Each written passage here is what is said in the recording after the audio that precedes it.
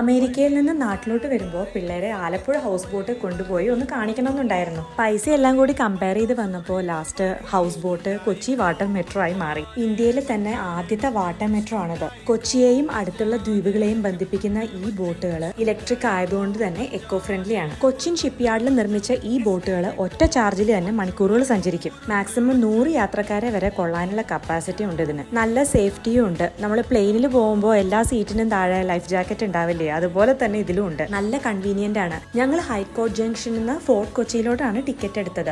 40 രൂപയായി ഒരു ടിക്കറ്റിന്. കൂടി പോയ 15 മിനിറ്റ്. അതിനുള്ളിൽ തന്നെ ഞങ്ങൾ സ്ഥലത്തെത്തി. ദാ ഈ കാണുന്ന ലോഡിംഗ് അൺലോഡിംഗ് പ്ലാറ്റ്ഫോം കണ്ടില്ലേ, ഇതിങ്ങനെ ഫ്ലോട്ട് ചെയ്യുന്നത് ഞാൻ ആദ്യമായിട്ടാണ് കേട്ടോ കാണുന്നത്. ഇതൊരു ഫിക്സ്ഡ് പ്ലാറ്റ്ഫോം ആണെങ്കിൽ കായലില് വേലിയേറ്റവും വേലിയിറക്കും വരുമ്പോൾ ബോട്ടിന്റെ ലെവല് പൊന്തി താണു നിൽക്കില്ലേ, അതിന് വേണ്ടിയിട്ടാണ് ഇത് ഫ്ലോട്ടിംഗ് ആക്കി മാറ്റി വെച്ചിരിക്കുന്നത്. ഇത് എനിക്കൊരു പുതിയ അറിവാണ് കേട്ടോ. എന്തായാലും കുട്ടികൾക്കൊക്കെ ബോട്ട് യാത്ര ഭയങ്കരമായിട്ട് ഇഷ്ടപ്പെട്ടു.